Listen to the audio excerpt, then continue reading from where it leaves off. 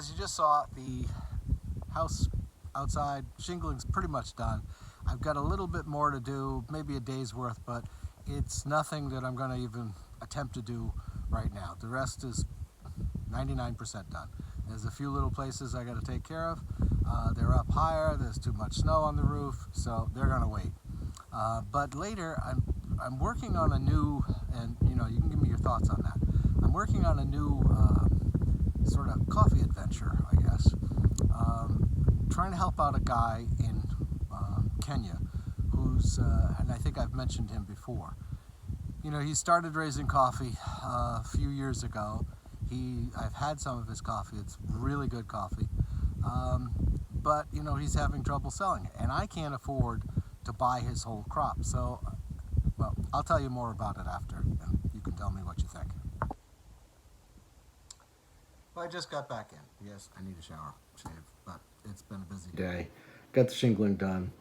But what I wanted to talk to you about is, and you know, I hope that you'll give me some comments and thoughts, is there's a young guy, and I've been sort of corresponding with him back and forth, from Kenya. His name's Eddie. And he's got, he started growing coffee in 2014. I've had it. It's a really good coffee, really good. This Kenyan coffee is known to be very good, and this is a very good. He's doing it organically, but not certified organically. So like last year he had 10 bags, and a bag of coffee, by the way, is 60 kilograms or 132 pounds, sometimes they're 156, but those are the general rules. And this year he's gotten 22 bags. And, you know, Sid and I would love to buy all 22 bags of his and hope that business grows and that, you know, we can do that. But we can't. It's just physically impossible. So, you know, I've been trying to think how we could help him out. He's got a guy over there who's got a 20-foot container that he's sending coffee over in. So he's giving him free shipping with his container to get it to the United States, which is going to go to Indiana, a place called Theta Ridge, which is, they sell wholesale. They do have a warehouse. I shouldn't say they sell wholesale. They have a warehouse, and they also sell green beans for roasting. So the guy's not even going to charge him for storage or any of those kind of things. But in the big scheme of things, he's getting all this. It's not really costing him a whole lot, but he's not making any money. So I've been trying to think of what we could do to try to, you know, enhance that. And one of the things I've come up with, and I just don't know how people are going to react to that, is, you know, starting a Kickstarter campaign for him, so that with as people sign up, we'll have different levels like $5, $10, $20, $200, whatever, and there'll be certain rewards that you'll get for different levels of contribution, so that hopefully that money will help set, you know, I'll use that money, collect that money, and then be able to buy more bags of beans, roast them up, and then send them to those people who have contributed. So they'll get to taste his coffee too. So I'm hoping, you know, that he'll have, or will have, enough people that they'll see what he's doing. He's going to be taking some pictures for me of his family, where he lives, the part of Kenya where he farms, the whole thing, hopefully. And maybe we can do some, you know, live interviews with him. He's pretty good about corresponding, even though there's a 7-hour difference between us. And like I said, I think he's 35. And, you know, he's really trying. He's working hard.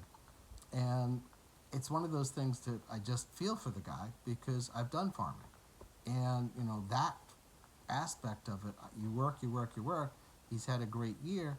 He's got the crop, but he hasn't had a way to sell it. So, and this is a natural processed coffee, which is you take the bean off the bush and you put it out in the sun, and it sort of ferments, so the cherry part soaks into the bean, and then it's processed a little bit more after. So you get some really good flavors from where, I mean, and not everybody likes natural processed coffees. I get that, but it has a really, sometimes it's nutty, sometimes it's fruity, and it's not like a fruit drink. You just get that, just quick taste, like ooh, that kind of thing. So he makes some really good coffee, and I'm thinking of trying this with him. He's all for trying it, and I'm hoping that people will say, okay, here's a guy who's trying to better himself and his family. This is what he's doing. He's making some great coffee. Yeah, I'm willing to be part of that. I'd be willing to put up $10, $20, $100, depends on your situation and everything. So that's what I've been working on, and I'm hoping, because like I said, I don't know the man. I've never met the man, um, but he seems like a hardworking guy. He's trying really hard, and it's not cheap coffee. It's really good coffee, um, and I think people need to understand that the coffee that you drink in your gas station, or you pick up $1 cup. That stuff is, I think when I looked the other day on the coffee market, that coffee was selling for $1 a pound.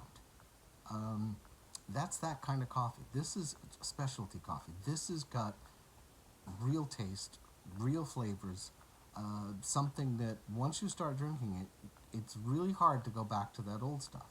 So he's doing a great job. I'm trying to help him out. Let me know what you think of that. And I'm still waiting for the state, because remember I was supposed to have that meeting with all the powers that be in the different agencies about, I don't need this and the 3-bay sync and all that. Still haven't had to work. So tomorrow I guess I'll write them and say, hi, are we having any success in lining all these people up to come and do your visit? Yeah, right, exactly. It's been like a couple weeks, so I don't know. And meanwhile, Sid hasn't made a thing yet. She has her license for the kitchen and everything, and the state is coming to inspect the kitchen. I don't know.